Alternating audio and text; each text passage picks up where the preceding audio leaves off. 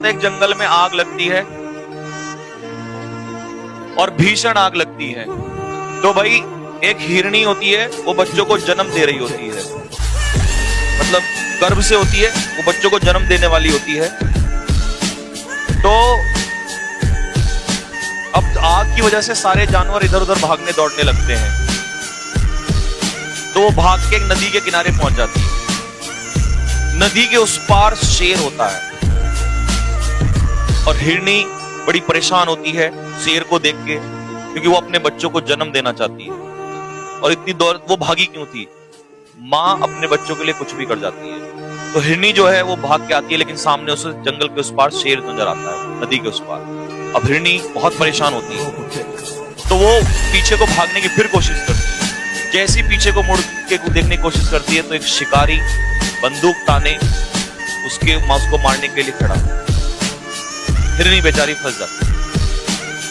सामने मुसीबत, पीछे भी मुसीबत, और मुसीबत से तो भाग के आ रही थी वहां से। तो बड़ी समस्या हो गई।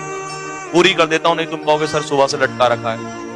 ये क्वेश्चन तो अभी समझा दूंगा, आपको समझ में आ गया होगा। चलते फिरते समझा दूंगा, तुम टेंशन ना लो। एब्सेंट के साथ फ्रॉम लगता है, ठीक है ना, और चार्ज के साथ विद लगता है, फ्रॉम और विद।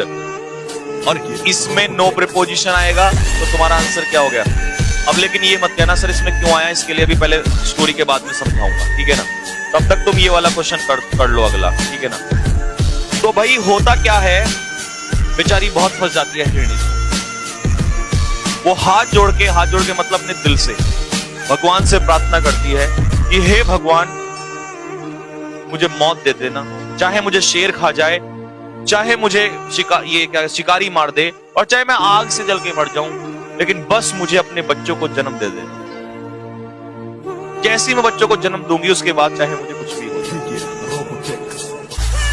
हिरणी जो है वो शांत हो जाती है, शांत मन से। अब वो कुछ नहीं करती, बस खड़ी रहती है वहीं, बोले जो होगा देखा जाए। अचानक से, क्योंकि पीछे आग लग रही होती है, तो आग में से लपटें निकल रही होती है। एक लपट जो है वो उसकी आंख में आके शिकारी की गिरती है। शिकारी की आंख में लपट गिरती है। शिकारी ऐसे निशाना लिए खड़ा था, जैसे ही निशाना उसने एकदम से किया तो वो एकदम से बंदूक से गोली छूटती है। और गोली जैसे छूटती है, क्योंकि आंख में एकदम से हुआ, तो गोली सामने शेर को लगती है।